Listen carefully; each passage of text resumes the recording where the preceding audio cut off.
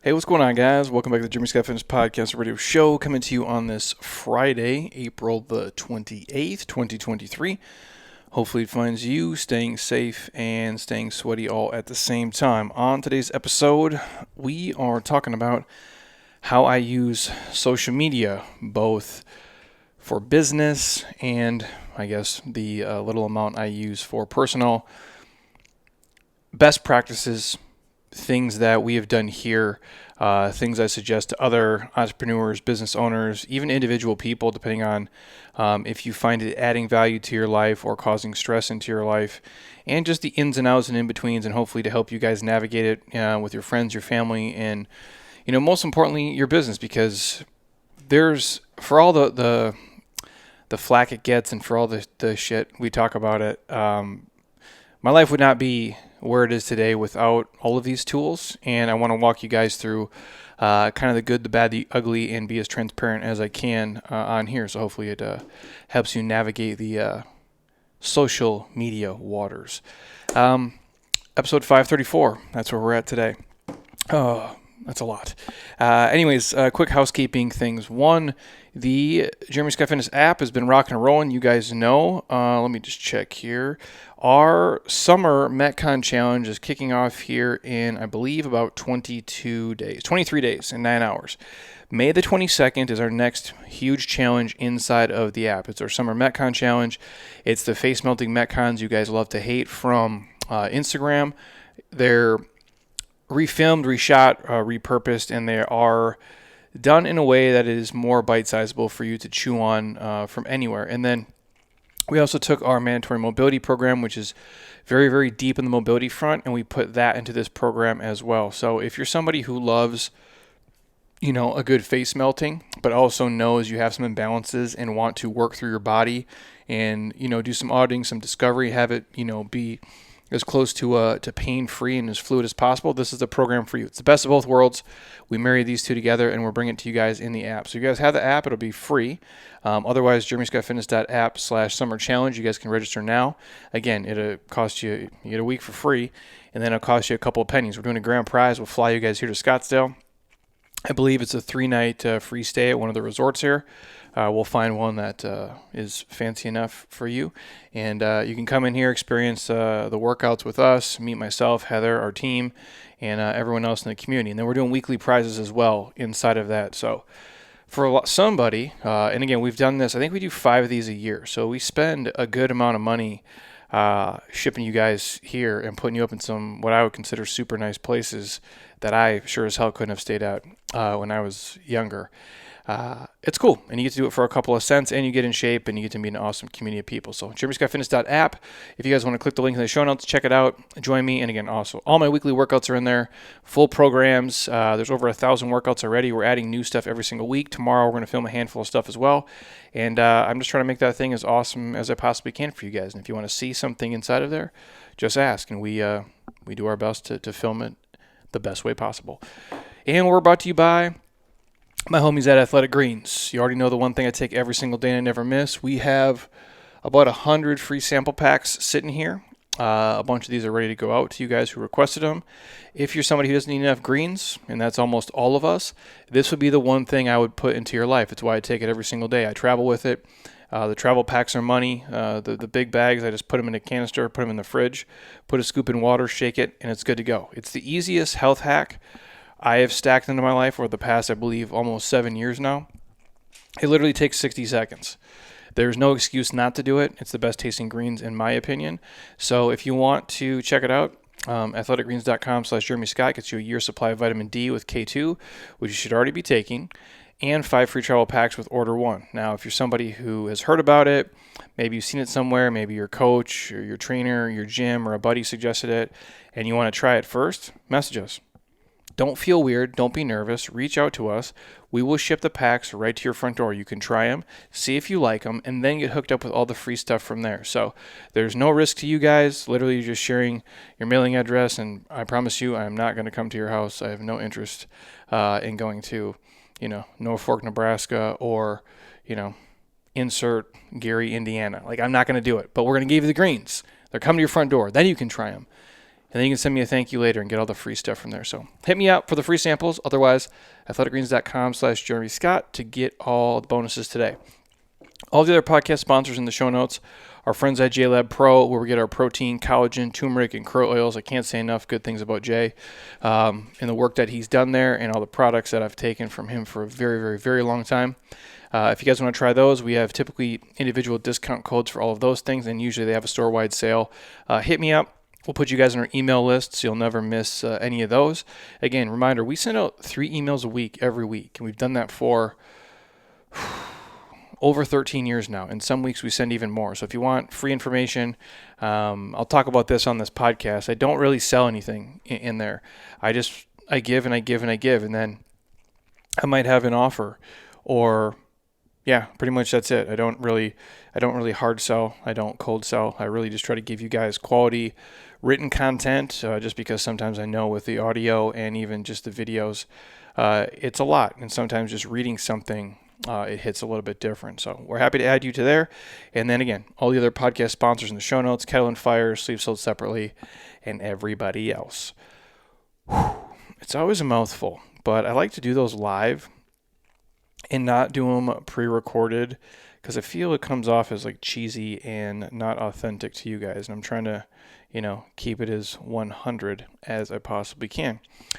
So we're going to jump right into this because I got a lot of stuff to do today, like most days. And it's almost 3 o'clock. I planned on doing this by 1 o'clock, and here we are. And so my energy is slowly draining as I sip this 4 shots of espresso. Hopefully it lights a fire under my ass. So we're talking social media and how I use it. First off, I'm going to play off of a great piece from Mike Samuels. I have referenced Mike before at least a dozen times on this podcast. I think he's a very clever individual. He was in the fitness space for a long time. Now he is, if I'm not mistaken, solely into copywriting. His Instagram, Coffee Shop Copywriter on IG. Coffee Shop Copywriter. That's a mouthful. On IG. The original post came from him. I shot him a message, and I'm like, hey, man, I'm going to play off of this for the episode. So if you guys want to give him a follow on Facebook or IG, he's there. And he just writes better copy than I do. Mike, let's be honest. Like that's what he does all day. And I've spent a lot of time in my life studying copywriting. I had a great mastermind group with a lot of good people. Our mastermind guy, shout out to Pat, put out some of the best stuff, and I've invested in a lot of resources, and I think I do okay. I don't know how to use punctuation or put sentences together because I'm an idiot, but I believe the message comes across, and that's how we do a majority of our selling and communicating is still via email, even with all this technology. So that's just something to stick in your back pocket. But shout out to Mike Samuels for the help on this bad boy. So as I kick off here, just full background for you guys. I've been using social media for a long time. I guess I would term I've been using social media successfully to earn a good income for well over a decade.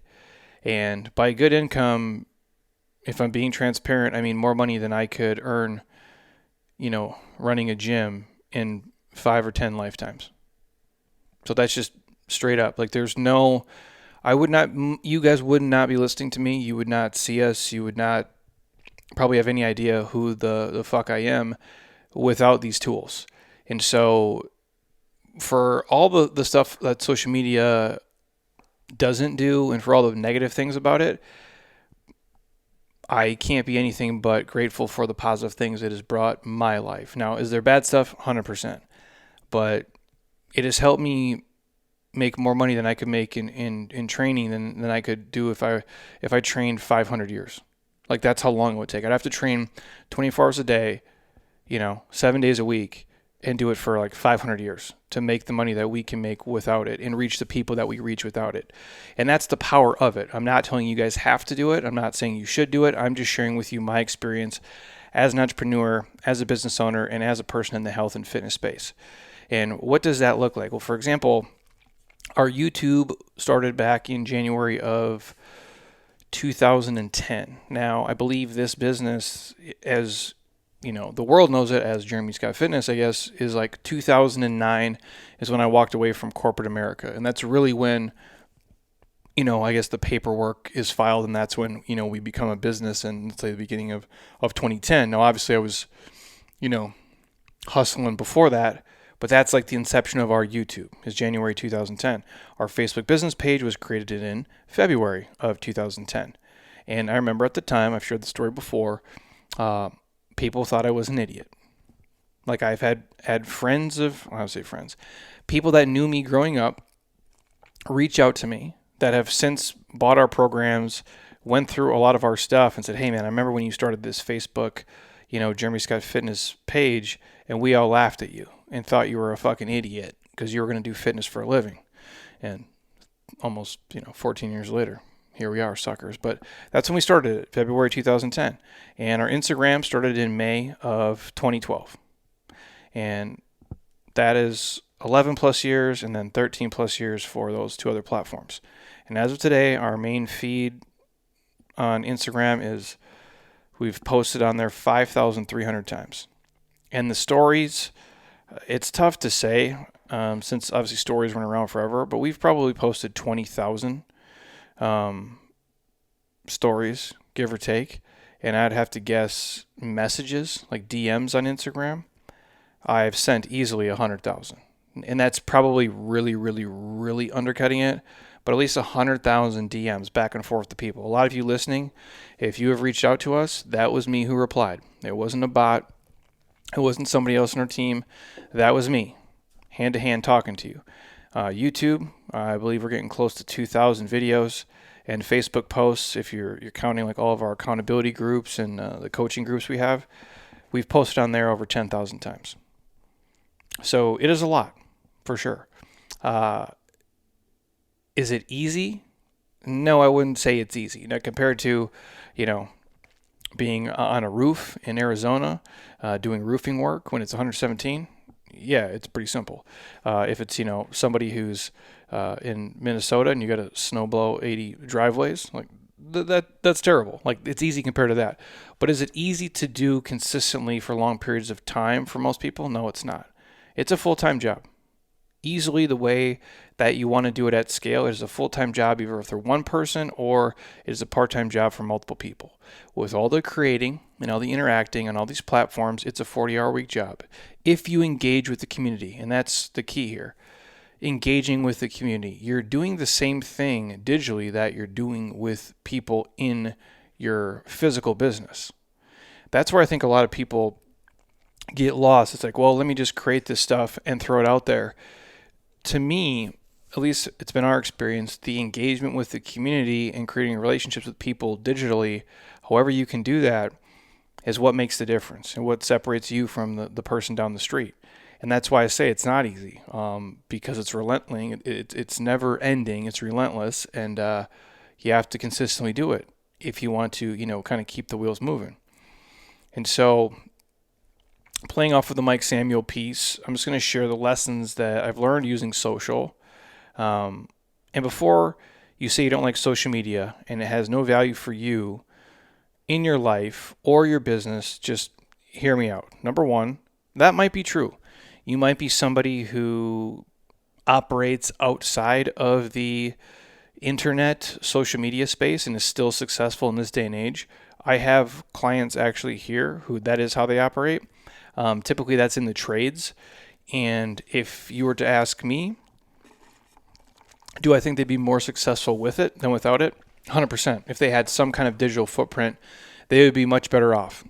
Leads, reviews, referrals, word of mouth, it's all easier when you can share stuff digitally because that's where people live. The second thing, what I'm going to say here over the next probably 20, 30 minutes, take what you want, leave the rest. No good old David Jack quote. Take the things you want that apply to you in your life, in your situation, and leave the rest. And number three, this is a one-way street. And what I mean is technology is a one-way street. And your business, you need to be where people are. And right now for us, that's glued to devices. If you look around, you go to a coffee shop, grocery store, you're in the lobby of a hotel, you're at the airport, just put your phone down and look around and count the amount of people that are just glued to their phone, listening to podcasts, texting, typing, scrolling mindlessly, getting sucked down the, rabbit hole of Instagram or in the Bermuda Triangle of YouTube. That's where people live. And for an introverted person like myself, who after a certain amount of time, if I'm here working with people for hours and hours and hours, I'm spent and I'm smoked. And the last thing, I want to go do is go out and market to actual humans because the stimulus is just too much and I'm worn down. But what I can do is I can meet them where they're at digitally through the computer and through their phones. And that's what I'm saying to you. So we can fight it all we want and we can say, I'm never going to use it, and that's fine. And you can maybe be successful without it. However, we're not going backwards in terms of technology. As much as some of these things I don't want to keep accelerating and keep moving forward, my opinion doesn't matter. The market's the market, and they've decided. People love tech. People love all the gadgets, the gizmos. They love the screens. They love to stare at it. Now, there are certain things that I do, which I'll walk you guys through, but if we're talking business, my opinion does not matter. It's the market's opinion that matters. And so I'm not saying you have to pander to just the community and the audience, but there's sizzle and steak there, right? Like you give them, enough of what they need, and then you also have to give them what they want. That's what business is, at least on our end in terms of fitness, and we can dig into that a little bit deeper here. But for anybody who's out there, maybe you're around my age. Obviously, I didn't grow up with this like many of you, and you can think of it as stupid and annoying, and a lot of the shit that I see, I'm just like, why is this on the internet? Why did this need to be created? But I didn't fight it, especially early on, and I just knew I had to evolve with these things or become extinct, just like the dinosaurs. Because again, I can't say this enough. The markets decide, what's cool, what's neat, and what they want. And to be successful for this, long term in the game, you got to follow the markets. And if nothing else, at least in terms of visibility and being relevant to create leads for conversions, obviously for your business. And before I jump in, I'm going to share 8 lessons that I've obviously learned along the way and things that I've implemented here. I think fitness delivery, the way we could do it, would be better than how we're doing it in the app exactly. However, in terms of ease, accessibility, and user friendliness, in an app, it's the easiest way to be consumable by people. So even though, and I'm sharing this with you guys because my opinion would be to do it a different way. However, I know it's going to reach the most amount of people and be the easiest and most accessible inside of an app. And that's what I talk about, where sometimes you have to divorce your mind from what you think is the best way and understand what the consumers feel is the best way. It's like arguing with, it's why I don't understand why people argue about politics. You're never going to change someone's mind. Well, you think the blue team sucks, you think the red team sucks, and you state your arguments, and you just kind of just argue in a circle. Now, I'm not saying don't have healthy debates. You don't want to live in a fucking echo chamber because nobody gets better that way, but you can just present your case and they can present their case. You're not trying to convince someone of something else. It's the same thing. I could sit here across from a Packers fan all day, and you can tell me that you've had Brett Favre and Bart Starr and Aaron Rodgers and you've won Super Bowls and the Vikings have never won Super Bowls and you guys are a better franchise. Now, deep down, I fucking know that. I go, but I'm never going to agree the Vikings are my team, and I'll fucking die on that hill. Hopefully with a Super Bowl, but probably not. The point is that your opinion sometimes doesn't really matter. You have to look at what people are doing. Look at consumer behavior. When your kid is watching TikTok and you're that's really stupid. And I agree with you, but they love it, dude. So that's where the attention is. And in terms of a business, that's what we're talking about. You have to be where the attention is. And all a lot of us are doing is trying to obviously educate, reach out, connect, or entertain when using social media, or be entertained, if you will. And you're really just buying real estate in people's brains. That's kind of what, brand awareness is. And if you're an entrepreneur, a single entity, you're a business owner, and you think you don't need to do it, I'm not judging, but if you ever ask yourself, does McDonald's still run ads? And the answer is, well, yeah, Jeremy, I see them all the time. Does Coca-Cola and Pepsi still run ads? And the answer is, yeah, you see them all the time. These are brands that inherently everybody knows, and you're not going to forget who they are or what they do, yet they're still bombarding you with marketing day after day after day after day. Why? Because they're trying to stay on top of mind. They're trying to hit the right person at the right time. They're trying to stay relevant. They're trying to buy real estate in your brain. And that's essentially what, a lot of these platforms allow people to do. And not only that, it allows you to educate and connect with people that you could never connect with before. And I'll always go back to this.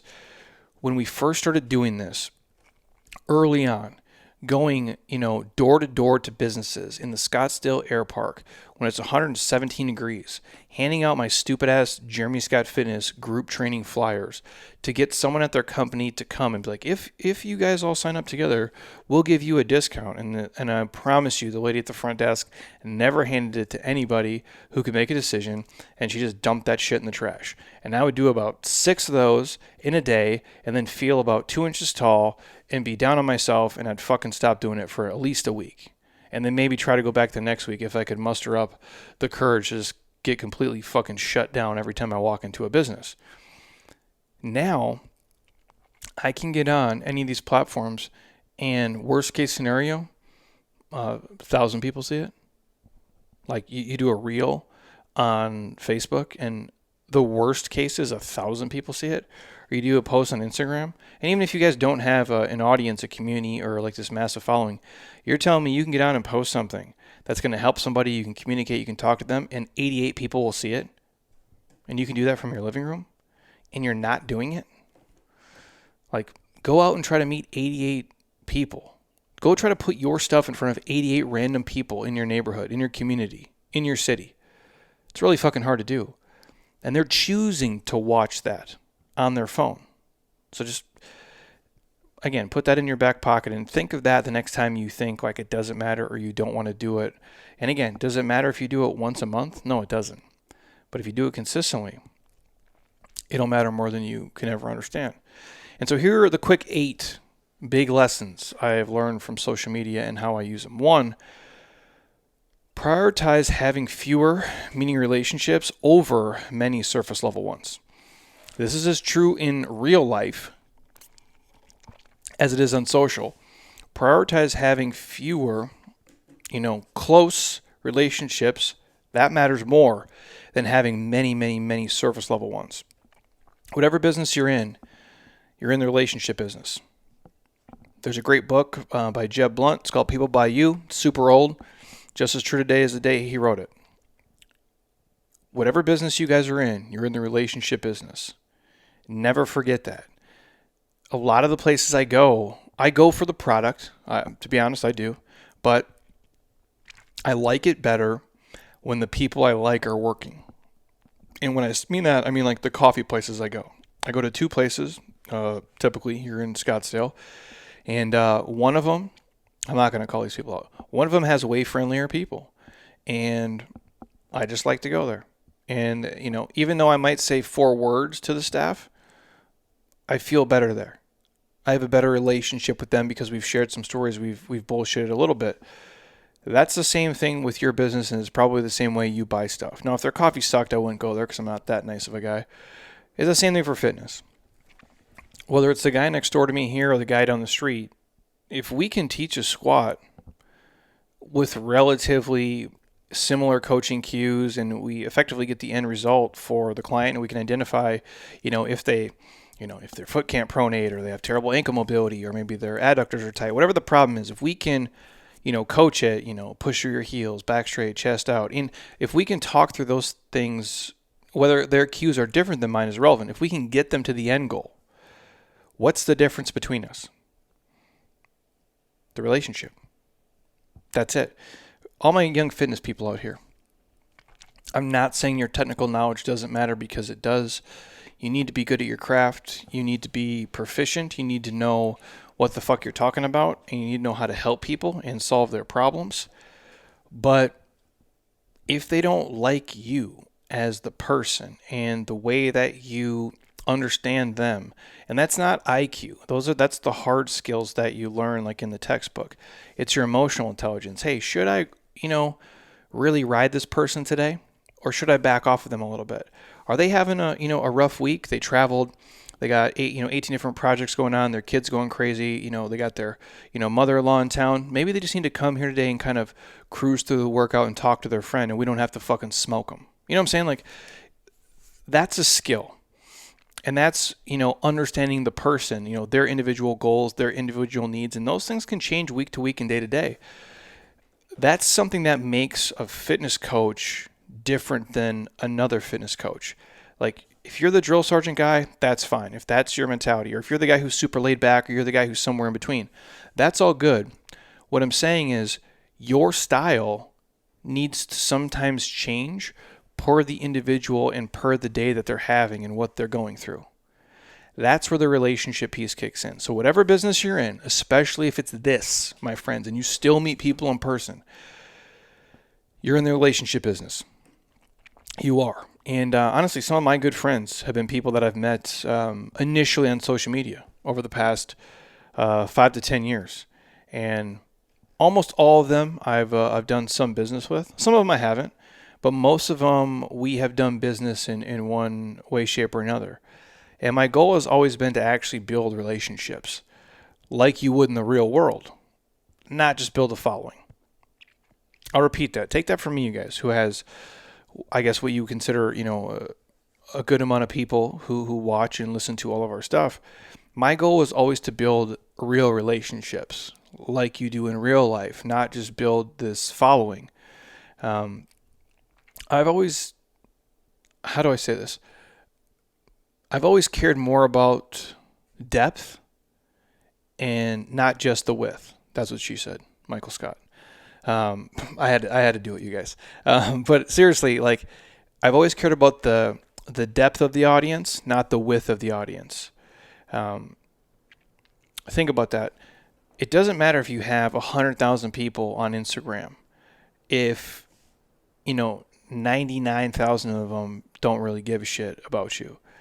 But if you have 3,000 people and 2,800 of them really give a shit about you, that, my friends, is way better than the 100,000 of fluff.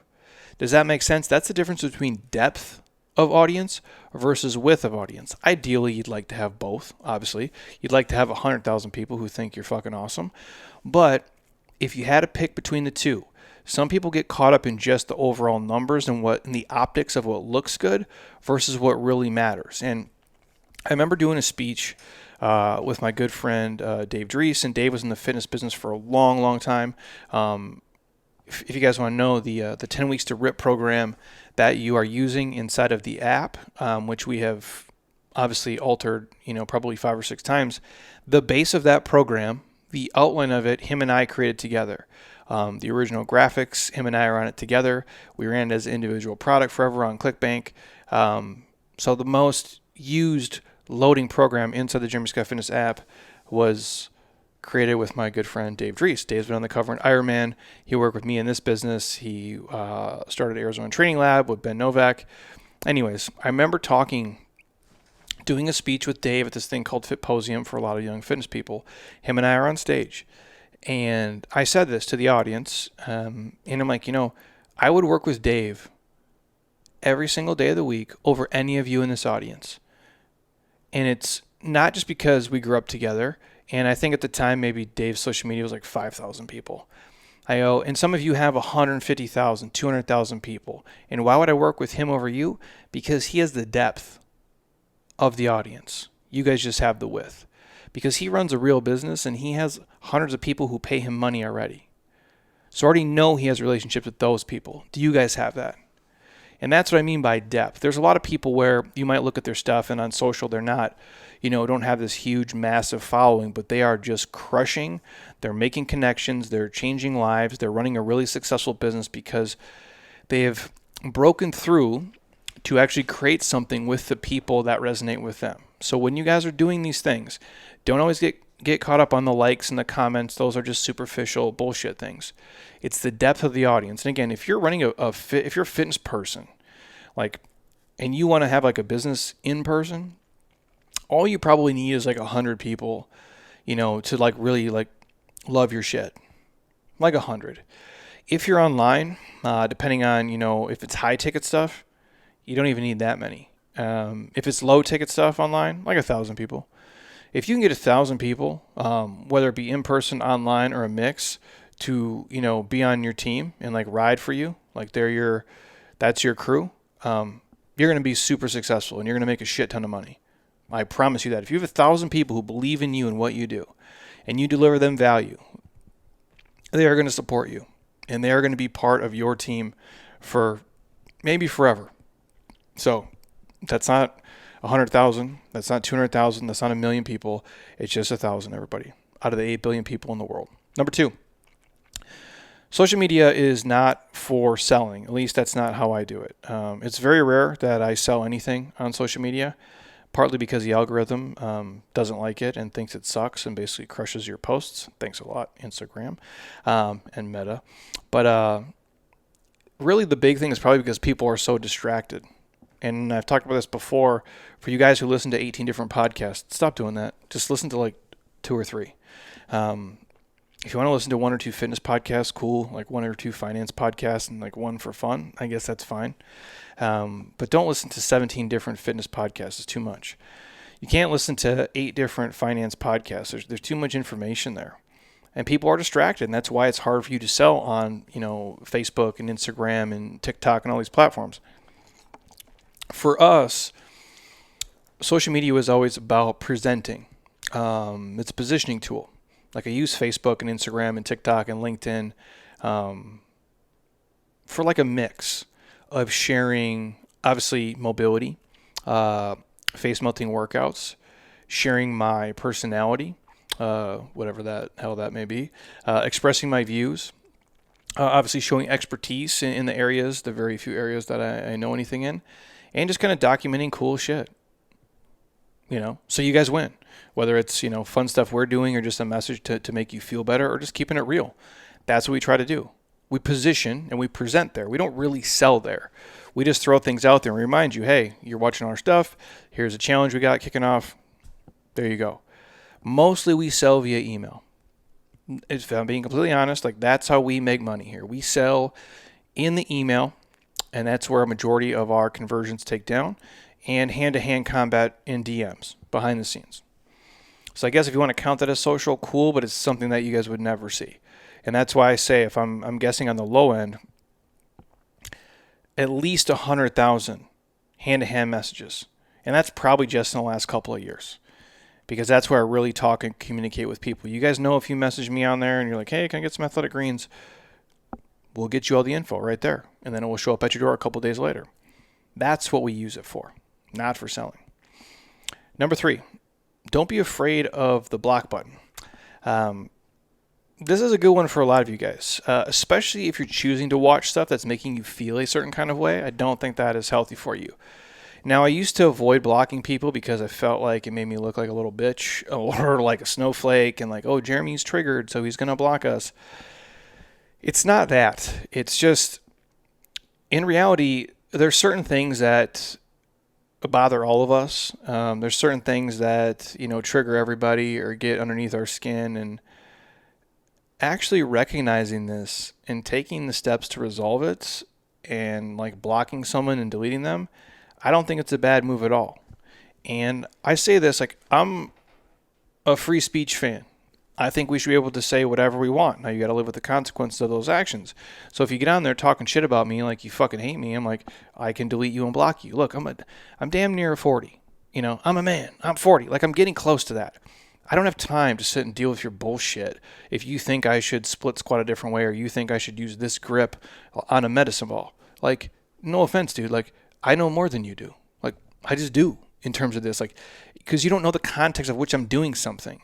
So to sit there like from a lens and judge it, like you know better than I do how to train this individual movement for this individual goal in this individual protocol, you're crazy. I would never go comment on like Lex's, hey Lex, you're doing this push-up wrong. Like I don't know the full story. How do I know what she's trying to achieve doing this? You know what I'm saying? So I'm a fan of free speech. I think you should say whatever you want, but you also have to treat your social media feed like your house or like the space in your brain, because I guess technically it is. And if someone's being a dick face and rubbing you the wrong way, it's your choice to block them and not let them see all the awesome free shit you're giving out. Again, I'm not saying you should live and operate in an echo chamber. You don't want people who just are yes men and just kiss your ass and tell you you're great. I think that's very short-sighted. I think that's ignorant. I think it's boring. And I think debate is good and it's healthy. But if someone is being an asshole and making you feel a certain kind of way, blocking them is probably the best course of action. Because again, at the end of the day, they don't have to like follow you and choose to see you. And that's what I'll tell anybody. When you're, again, most of you, unless it gets beyond, your friend circle and you get to like critical mass, most people are cool. It's only, and again, if you've never had anybody talk shit about you on the internet, you're not even close to where you can be in terms of capacity of helping people. Once you start getting people talking shit, then you win. Once people start talking shit about you, then you guys are on the right track. And I always share this Kobe Bryant quote. It's right behind me if you guys are on YouTube and you can see it. It's the Mamba mentality. I share it every time we talk about this. Learn to love the hate and embrace it. Enjoy it. You earned it. Everyone is entitled to their own opinion, and everyone should have one about you. Haters are a good problem to have. Nobody hates the good ones. They hate the great ones. And you have to remind yourself that, because we love to like build people up, and then we love to like tear people down. And when they get to become too successful and someone dies, that's when the people get triggered and they get pissed. So if someone's making you feel like shit, just block them. If you're watching somebody and they're posting things that gives you anxiety or gives you jealousy or envy or makes you feel bad, block them. If you're somebody who has envy because they're, sitting on fucking realtor.com all day, scrolling through, looking at all these $5 million houses that you can't afford and it's making you feel bad, don't fucking do that. If you're the person who does it on Auto Trader and you're looking, I need this car, and then because you can't afford it, you feel bad, don't watch that shit. If you're on Twitter and they're showing people getting the shit kicked out of each other in Chicago or Baltimore or wherever, and it's making you feel, nervous and anxious and bad, don't watch that shit. It's my take on that stuff is the same take I have on the news. If you watch the news and it makes you feel really, really good, you are a different kind of serial killer than I am. I don't know how people can watch that stuff and feel good. I just don't. So I don't watch those things. I'm not saying don't be educated, but you have the ability to free your mind of a lot of stress, negativity, and anxiety by the things you choose to consume. We talk about this all the time here. That's what fitness is. Fitness is not just sets and reps. It's not just jumping jacks and pushing a sled. It's being emotionally fit and mentally fit. And that's by not letting negative shit enter your brain and letting it live rent-free and fester. So, number 4. This ties into the other one. I'm not a fan of cold selling on social media or anywhere for that matter. If you've been connected to me for a while, you know my stance is to never do this. So again, build the relationships first and then let people come and buy into you organically. And we do this in our gym too. When people come in, I'm like, hey man, just come in and work and train with us. Meet me, meet the community, meet our team, see if you like it for a couple of days. If you think it sucks, go somewhere else. The front end offer, we call it FEO, that we do in our physical building is the same thing we do on the internet. Like, to try the app for free for a week. Do the Start Here tab, read through the videos, do the beginner program if you want, dig into the harder stuff, get into the mindset tab, look at all of the nutrition content, like go do the Metcons, and see if you like it. And if you're like, yeah, Jeremy, the way you talk is annoying and I think your workouts suck, it's cool, dude. Go somewhere else. I don't want to just pitch to you completely cold. I want you to want to be here. I want you to want to be there. And again, I don't sell anything. I simply present and offer. And if you decide you want to buy, that's cool. Again, I don't want people who are a pain in the ass. I don't want people who don't enjoy me and us and what we do. And that's how I do things, you know. I market for sure, but I never hard sell. It's just an offer that we throw out there. It's like going fishing. You know, I'm just casting. And I'm just casting all day, no pressure. You want to take a bite of the worm? Grab it. If not, let it sit there. And all the stuff we do, Instagram, Facebook, LinkedIn, TikTok, YouTube, I give 9 out of 10 times for free. And the 10th time, if you're interested, maybe we'll ask. But even in that, we're still giving value each and every day. So if you're somebody out there and you're like, well, I've been posting stuff, Jeremy, and nobody's buying and no one's biting, you got to build a relationship first, dude.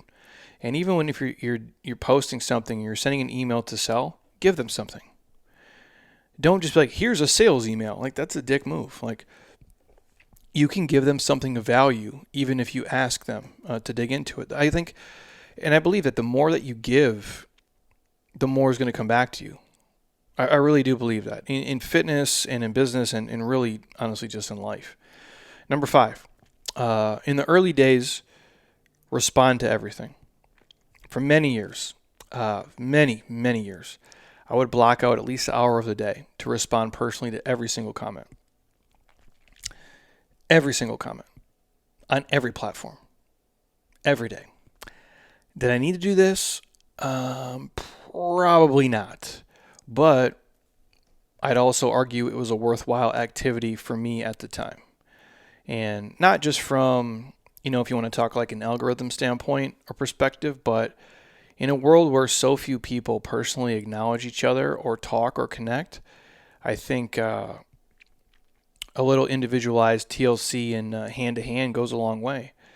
And likewise, I made an effort to, wish everybody a happy birthday on Facebook until it got to be 50,000 people on there. Now it's just every day it'd take me probably an hour just to do the birthdays. However, for clients here, we do that. We send birthday cards still physically to people's front door because I do think that's important. And again, do you have to go breakneck on all this stuff? No, you don't. And it was likely unnecessary, for me to do all that in real time every single day for years, but certainly didn't do any harm. And it went on for years on end before our stuff reached what I like to say is like critical mass. Like by the time you get like 100,000 people or more, it's just a lot, to do every single comment all the time if it's just you and you want it to be you and authentic and not just your team, or pay some guy, in Indonesia, $10 a day to reply to comments. And that's not authentic and that's not me, so I didn't want to do that. And so once it got over, a certain number, it's not feasible or possible anymore. However, I still reply to every DM on Instagram. I reply to all the comments that, people aren't being dicks about. And I'm going to share this real quick. And this is not to make me look good or like I'm a saint, because I'm not. I'm a fuck up like everybody else. But I still do like these birthday videos when people ask me. Again, don't send me a bunch of messages. If there's usually a connection, it's like not just a random one-off. But this week, oddly enough, it was 2 different individuals' birthdays. One of the people, the girl has done a lot of our stuff over the years, digitally, never met them in person. The husband messaged me and is like, hey, can you wish a happy birthday? And I'm like, yeah, sure, dude. So I pop on video and I just do the birthday thing. And then another guy messaged me, was like, hey, my friend, loves your stuff. And he broke up with his girlfriend. His life is kind of eating shit. Will you wish him a happy birthday? His birthday's today. And so there's 2 people on the same day. And again, what did that take me? All of like 2 minutes just to get on there and just talk and be authentic. And now, is that something I could get on? There's like an app that you can do. I forget the name of it. I just asked somebody this too. There's like an app you can do where like, you can have like Oscar from The Office, like wish you a happy birthday, or like have Toby. Oh, it'd be cool to have Toby from The Office, like fire somebody. Anyways, there's like an app you can do and they charge like $300, $400. And I could have done that. Like, hey man, here's my PayPal. Here's my Venmo. Send me $100 and I'll do it. But it took me 2 minutes of my day. And if that made somebody's life better, great. And if they never buy anything from us ever again, you did a good deed, you paid it forward. But odds are you just made somebody's day and you created a relationship with them. And oddly enough, like when I think of that stuff, and we had this happen a couple weeks ago too. A guy came in to buy T-shirts for his buddy, and his buddy was in Canada, and then he had him on FaceTime, and then I'm FaceTiming with the guy for like 10 minutes, and he's just saying all these super nice things about me and how we've helped change his life, and he's lost all this weight. And I'm not sharing this to make me sound like a saint, because I'm not. I'm just a dude who talks in a warehouse who does fitness and wants to fucking help people. And I thought about that for a second. I'm like, this made someone's day. Hearing me wish them a happy birthday. Like me sending them a message made them feel super good and put them in a good mood and like made their day. And some people like who are in our communities will be like, one of my bucket lists is to come to the gym and meet you and Heather and work out with you. I'm like, first of all, I love you guys. Second, like, you're fucking kidding me? Like, me? Like, I'm a dummy. Like, and I say that jokingly, but also serious. Like, it's always humbling. But the point of me sharing that story is that's all I have to do to make somebody's day. I'm an asshole if I don't do it. You know what I mean? Like, you have this power, and so many of you have it, to text somebody, to smile at them, to send them a little video, to make their day. I would feel like I was wasting a gift if I didn't do it. And that comes from just responding to everything early on and building the relationship with people and just always consistently showing up. And that's really what you guys are trying to do. You're just trying to use your skills and tools and expertise to help people.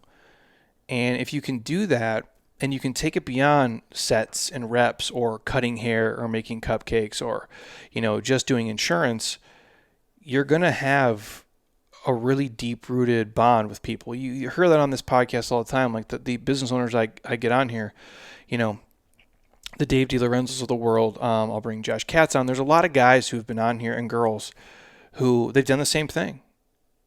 And you guys all have the ability to do that. You do it with your friends and family now. You can do it for your business on here if you choose to. Number 6, schedule your social. It's a job. Treat it that way if you want to make money doing this. It's a job, dude. Like, and that's, I'm not saying that in a bad way, but it's a job.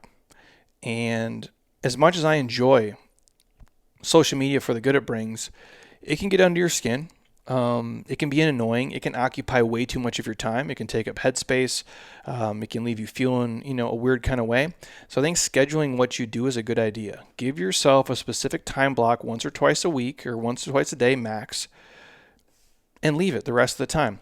And I know in terms of scheduling posts, that's an easy one to do. If you're going to check it daily, once or twice a day, that's it. Just don't look at it 87 times or whatever the stat is. People pick up their phones 252 times a day, which I believe. Once or twice a day, if you can, and treat it like a job. You clock in, you clock out. And it's a bonus if you can, only do it from your laptop. That'd actually be ideal. And you could keep your phone free from the apps. Hats off to people who do that. For us, the app volume of messages that would not be feasible, and I'd have massive panic if I had to only check it like once every couple days or only on my laptop, because it'd be way too many fucking problems to deal with. And I like to do things and chunk it in real time, but I also don't get anxiety from social media, and I have hard starts and stops. So if I get up, I check it, boom, and then I put it down. And then when I work out, I'll snap a photo for you guys in terms of mobility, and boom, it's gone for the next couple hours. And it's like when I get home at night, rarely will you get me after dinner. You might get me feeding my dog because I think dogs are great, and I think sometimes me feeding a dog makes other people feel good because I like to watch puppy videos and old dog videos because my dog is old, and that's why we do it. But after that, my phone goes in the bathroom. That's it. I don't sleep with it in the bedroom. I don't have it in the living room. It's just in the bathroom, and it's gone. If you call me, if you text me, I'll reply to that shit in the morning, and that's what I do because I treat it like a job. I clock in, I clock out. I don't really use it for personal stuff. I don't scroll through that much. I try not to get sucked into, NBA videos or UFC videos or mobility videos or watching, fucking Broncos drive through, rivers. Like, that's what most of my feed is anyway. It's not fitness, and it's not news, and it's not finance shit. It's brainless stuff. And once in a while you need escapism, that's fine. But I try to just use it for work, to reply to people, get back to people, be creative and help them. And then I get the hell out. That's it. So set a schedule. Hey, I'm going to post 3 times a week, every week, boom. And I'm going to check, work messages from here. And then after that, I'm going to give myself 20 minutes to scroll through and just kind of veg out. And then once the timer goes off and the alarm goes off, boom, put that phone away and go live your fucking life. Don't live it in the screen. Live it in the real world. Which brings me to number 7, post and ghost. This is my favorite. If I'm being honest, this is how I've stayed in the game this long. Leading from the points above, 1 and 2, I'm a big fan of posting and ghosting. And my advice for people to not get burnt out from this, say what you want to say and then leave the platform for a while. Yeah, I know from like an algorithm standpoint that's not optimal and that's not what you're supposed to do, but fuck it, that's what I do. And I don't want to sit there and watch the phone go off, for the next 3 hours and have to answer everything in 2 seconds. But too often people get hung up on the metrics that don't matter. Like we've talked about, likes, comments, which again, who gives a shit? When I mean that with utmost sincerity, I do not look at the analytics. I do not look at the likes and comments. I don't care anymore. I can't control the shit. I'm going to post things that I think are going to help people. And if something goes really well, I guess I'll notice it and I can reverse engineer from there. But sometimes I'm like, this is what you're going to get. This is what I know is going to help you. And I'll mix in some of the things that I know will do well and some of the things I know will suck. And it's fine. I don't live and die by the numbers of that. I'm trying to just help the people who really want help and who want to be there. So again, don't get hung up on likes and comments. In reality, that shit shouldn't matter. What should matter is what you're saying, and that you're saying what you want to say in the way that you want to say it, and you're sharing things that present who you are and what you do as accurately as possible to the end user. And again, if other people vibe with it, awesome. And if not, just make something different the next day. But don't get hung up on the likes and comments and the followers and things like if you're posting stuff and you lost 10 followers or you didn't get as many comments, who gives a shit? It's a tool that lets you talk to and present to a lot of people that you could not get otherwise. And number 8, do I have 8 here? Do I have 9? I have 10. Do I have 11? Man, I got a lot. I thought there was only 8 lessons. I guess I have more than that. Number 8. I know my good friend BJ Gador will hate this one, but this only applies to like what we do here, really. I know BJ was going to cringe right now if he's listening. Meet people in real life whenever you can, because he does not want to do that. As long as they've been vetted, and I use the word vetted like really in bold letters, and they're cool, and you're in a safe public space surrounded by humans. Seriously, just be smart if you're going to meet people from the internet. And I don't mean this in like a creepy way, but I just think real life trumps, online interactions every single time. And while you don't want to take time to meet every single random crazy person on your feed, if there's someone you have a good online relationship with and you either don't live too far away or you're traveling near each other and you can connect, or in case of us, like at our gym during business hours, I think that's fine. I don't mean just random. So I'm like, if you're a fitness pro and this is a doctor and you guys are connecting and you both put out great stuff and you don't think each other's crazy, I think that's fine in a public setting. No, I'm not telling you what to do. And honestly, how I do things? I don't take meetings anymore. A lot of people reach out to me, hey, Jeremy, can I take you to get coffee, or can we have a lunch meeting, or can we sit down? Absolutely fucking not. And I'm not trying to be a dick, but I don't have an hour to give you.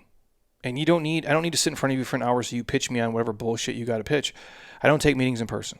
It's a waste of my time. I always kill 2 birds with 1 stone. I never do double work.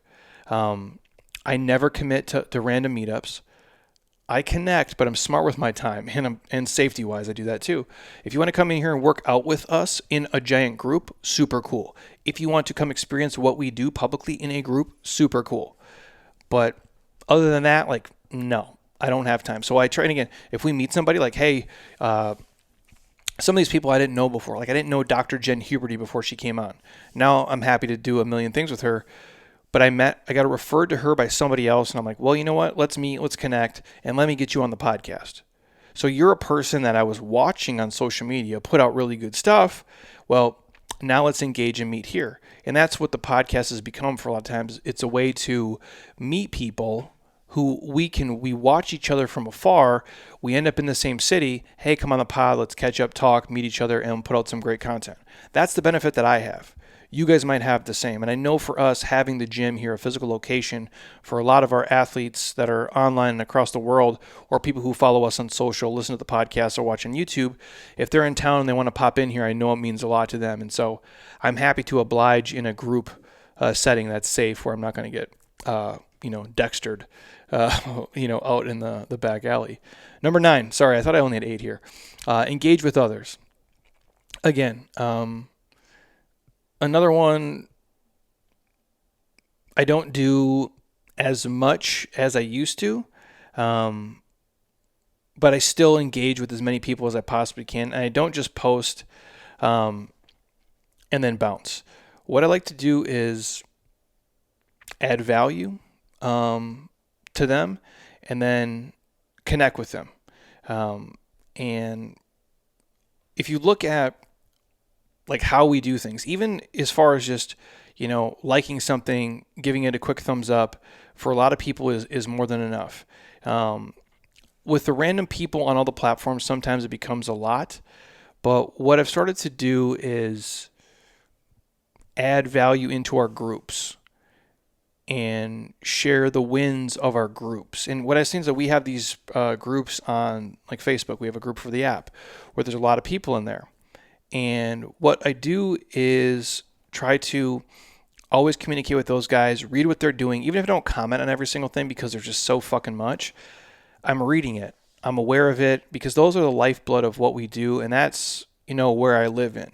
And that's like our core audience. And if you guys have that, awesome. And if your following is small or your community is small, then engage with it all if you really can, and add as much value to those people as possible. Ask some questions, see what they want to see, what, hey, what were you guys looking forward to? We do it already. What do you guys want to hear in the next podcast? What type of videos do you want to see in the app? And that is honestly like one of our best, guiding North Stars. And that's the way that we engage. And I think you should do the same thing if you're running a business. Number 10, you got to detox at some point. Again, this is a job. It's not your life. Social media and how we do it is a job. It's not my life. And your job is to live your life, not just live your job. Even if your name is Jeremy Scott and you run Jeremy Scott Fitness, you still have to live your life outside of this shit. You clock in, you have the hard times you clock in and the hard times you clock out. And then you leave your phone behind or turned off. And if you can, for some of you, if you schedule it enough, take the whole fucking day off. I think that's fine. Schedule the post to run and then just bounce. Keep your phone off all day. Or, a lot of times Heather will remove all the apps from her phone. Feels way better when she does. Way freer. We have way better conversations. And when you're going through this, just audit how you feel and make adjustments from there. Maybe you don't need to take time off. Maybe you love being on that shit and it's just like, that's your oxygen. And maybe some days it stresses you the fuck out. And maybe you know what? Hey, I got to take 12 hours off. I got to take a day or two off and just put it down. But audit how you feel, internally, and then gauge from there. Number 11, don't take things too seriously. No one is 100% themselves on social media. Let's just keep it real. Nobody is. Even for myself, I'm not going to film a video of Heather and I like arguing with each other. Or if she listens to this, like last night we're laying in bed. I don't know what we were doing. I was annoying her for sure because I don't laugh that much in my real life. For some reason, like I don't know what it is. Like when I was a kid, maybe I did, but as an adult, I don't laugh as much as I used to. Who knows? Maybe I'm taking on the world's problems. But the one thing that I do always like crack up about is because she gets so mad. She goes 0 to 100 real quick on being mad. And a lot of times I film it on my phone. So if I ever made a reel, you guys would die watching it on Instagram. And she fucking hates it when I do that. So anyways, last night I was probably just messing with her. And she reaches over and just like smacks me like in the face. Not like, super violent, but hard enough to where it got my attention. And I'm like, bro, what is wrong with you? And her and I are joking about it, and I'm cracking up and laughing, and we're sitting there just in bed, like being like two, 12-year-olds. And I love her to death. But I'm sitting there and I'm just like, Jesus, dude, like, if we were to, and like we say this all the time at home, like what if we just like talked like this on, Instagram in a video, the way we talk to each other, whether it's like, like when you're close to somebody, you can be like viciously mean to each other in like a loving way. Like kind of, if you're a dude, dudes do this. Like when I was in high school, like your friends, your really close friends, you talk the most shit to them and you say really like hurtful stuff. I know it sounds weird, but if you're a guy, you know what I'm talking about. And you just like, it's like you're roasting each other, just constant, boom, roasted. And Heather and I do that all the time. And my point is we don't ever share that on social media. So, or especially those are the good times, especially like the bad times when we argue or fight or, have these disagreements. We don't always share that. And I don't share with you all the shitty days I have because I don't want to, tear you down. So my point is no one is really 100% themselves on social media all the time. So you can't take yourself too serious. And for a lot of people, it's much easier for them to be angry and aggressive, from behind a screen. So don't get sucked into fights.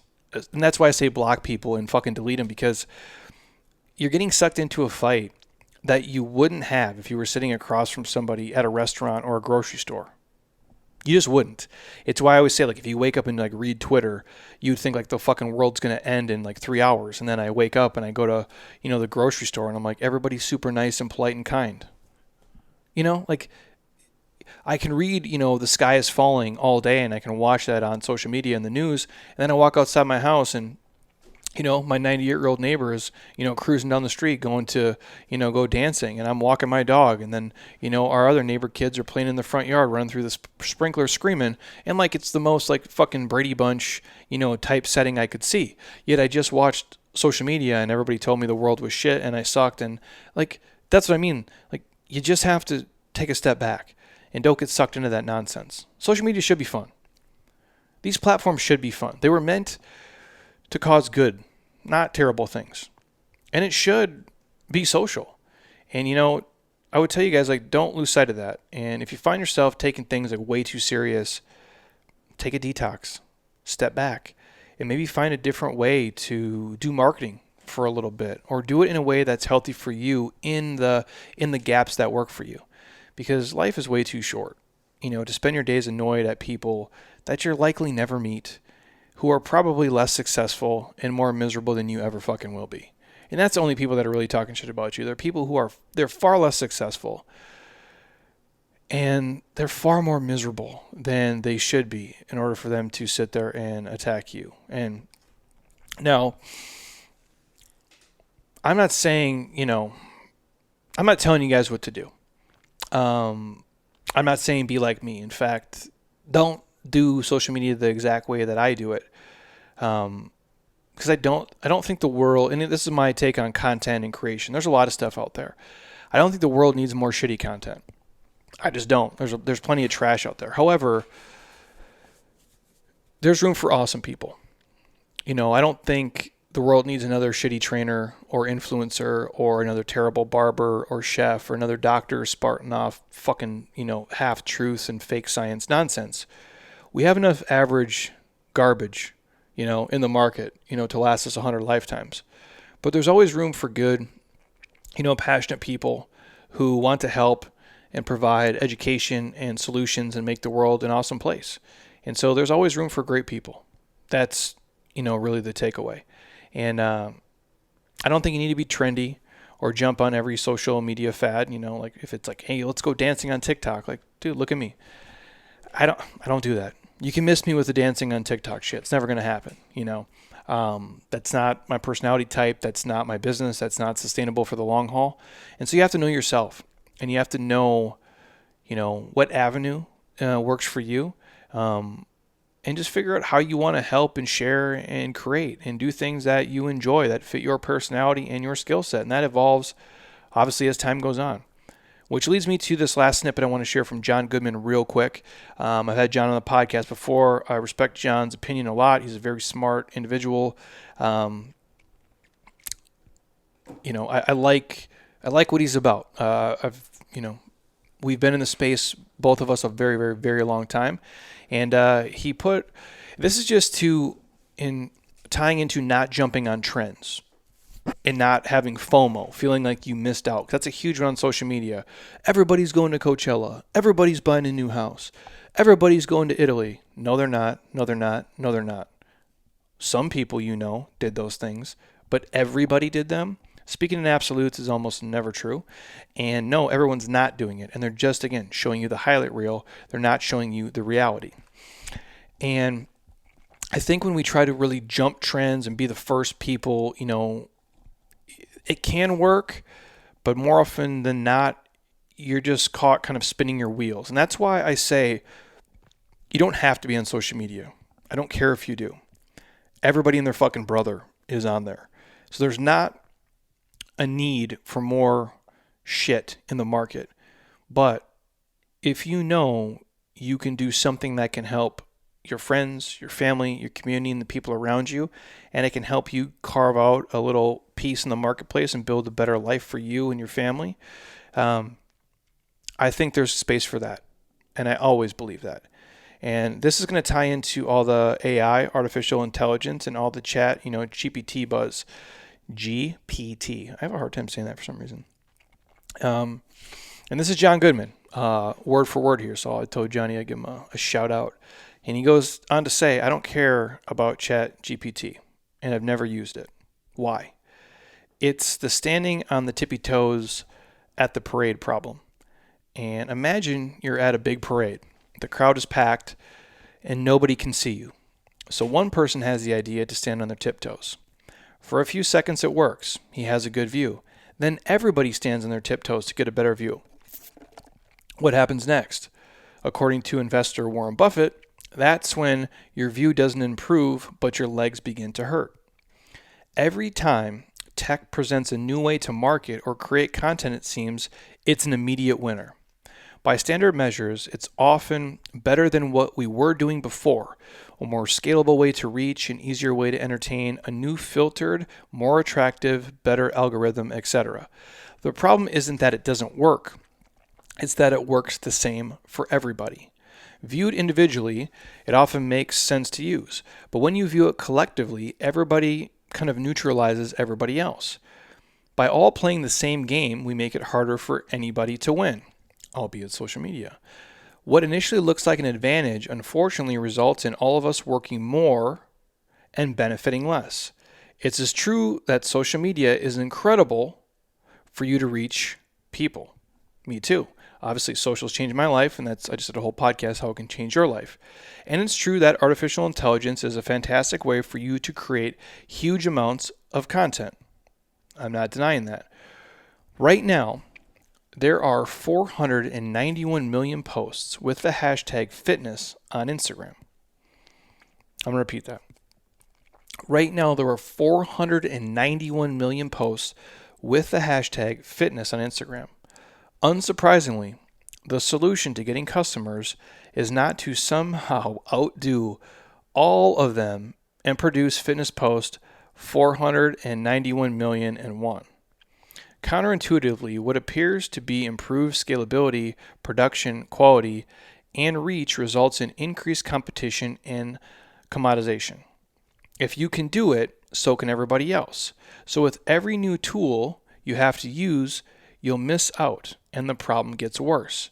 We all start at the same parade, but maybe the answer isn't to try and stand a bit taller. Instead, maybe the answer is to find your own parade. Doing more isn't the answer. Doing less better is. End quote. The takeaway there is know yourself. Know what you want to do. Know what your goals are. Drill down on those. And the rest of the noise out there starts to become silent. And you'll have a clearer vision of what to do, how to do it, and where to take action next. And I shared that last little bit, not about, hey, we're never going to use AI in depth all the time. I have people right now I'm talking to that use it every single day. I had Igor and his wife on. He's had it for the last 2 years. He's using it like crazy. But when everybody's doing the same thing, is it really an advantage? Obviously, the way that you choose to use it, yes. But the takeaway for me is there's never more room for just average shit. There's room for people who want to be good, great, and phenomenal at what they do. And they know who they're trying to help, and that's where they're coming from. Not just, let me get out there, let me be first, let's make this happen, and let's just do it. Like, if we're all doing the same exact shit, and I say this about fitness, and I'm going to leave you guys real quick. It's hard because there's so much information, there's so much content, and I don't think that is necessarily the answer to get people, in my space, healthier, fitter, and more active. People need to see another workout for me like they need a fucking hole in the head. You know what I mean? Like, how many more workouts do I need to present to get people to be active? But we'll do it for those people who appreciate it, who are already there. We can give them idea. We can spark them to move around. But those are already my people. So when you guys are looking to use these platforms, whether it be for yourself or obviously to provide something for your business and to help people, just really have a clear-cut vision of what that looks like today, and just evolve with it as time goes on, because there's really no right or wrong answer. I just wanted to share with you what I've done over the past decades. Again, it's changed my life. I'm very humbled. I've got to meet a lot of you over the years, whether it be digitally and then hundreds and hundreds of you in person who have come here, which I still think is, super cool, and I'm thankful for it. And I appreciate all of you guys supporting the podcast and supporting the app, and then obviously, working with the people and the products and the stuff that we, choose to make us healthier. It means a lot. And so I just know, if you're somebody out there who you're looking to start a side hustle, or maybe you want to start a business, or you're in a business and it's not going exactly how you want, and you're scared to post on the internet, and you fear judgment, and people are going to make fun of you and talk shit about you. Number one, none of those people are going to pay your bills. None of those people are going to market for you. None of those people are going to be there to bail you out, from not trying. So there's that. Number two, 100 years from now, no one's going to give a fuck. So there's that. So know that in 100 years, no one will have cared what you posted on Wednesday and how the video looked, or if the movement wasn't, exactly perfect, or you spelled something wrong, or the music was off. No one gives a shit. Take that for what it is. And honestly, you guys got to know, people are so busy in their own shit each day, they're not even noticing. That's why we post things a trillion times, and hopefully like one or two of the times they notice something and we can get through to them. So don't be afraid of judgment. Again, haters are a good thing to have if you get them, but I promise you that'll be so far in the future. And just use these tools for good, because we all start at the same place. I started, one time doing a podcast, and I'm sure one person listened. It was probably my fucking mom. And then it was probably Heather. And then, who knows, some random person, and then it grew from there. Same thing from Instagram. I don't even know what my first post was. It was probably my dog or a pair of shoes or something. And I'm sure 4 people saw it. And then eventually it was 400,000. You know what I mean? Like, you just got to put yourself out there and just try and just keep, chopping wood and stacking bricks, man. And that's for everything in life. And if you do that day after day, it's going to pay off. And that's where most people kind of stumble and fall. It's the consistency of it. It's a consistency of eating right. It's a consistency of working out. It's a consistency of paying off debt. And it's a consistency of showing up and writing fucking emails and sending out stuff to help your clients and consumers and customers. But pick the minimum effective dose that you can stick with week after week, month after month, and you guys will be successful in this and anything else you do in life. So I thank you guys as always. It means a lot. This went way longer than I thought. I thought I had 8 things written down. It was like 11 or 13 or some shit. Anyways, JeremyScottFitness.app. You get a week for free. The MetCon Summer Challenge. The link will be in the show notes if you guys want to join me. That thing will be awesome, and one of you lucky folks will fly you here to beautiful Scottsdale, Arizona, give you a couple of nights stay at a spa, work out with us here, melt your face off in person, and we'll do weekly prizes the rest of the way through. But again, I'm putting a ton of stuff into the app, you guys, and I'm doing as much of it completely for free as possible to help you be healthier and happier and live a fitter life. And again, if you want a free sample of Athletic Greens, obviously hit me up. I'm happy to send it. Or any of our other sponsors, please reach out and ask. We have a free supplement guide inside the app. And then if you guys want to be added to the newsletter, just ask and we'll add you there. If you're on Apple Podcasts, stop. Don't be a lazy ass. Drop us a 5-star, leave a comment. I truly would appreciate it. And if you guys are on Spotify, don't be a lazy ass there. Drop us a 5-star. I would appreciate that as well. So have an amazing rest of your Friday, everybody. And until next time, eat well, train hard, be nice to people, and please, you guys, keep doing shit you love with people you enjoy, because your life is too short not to. I'll talk to you soon. Peace.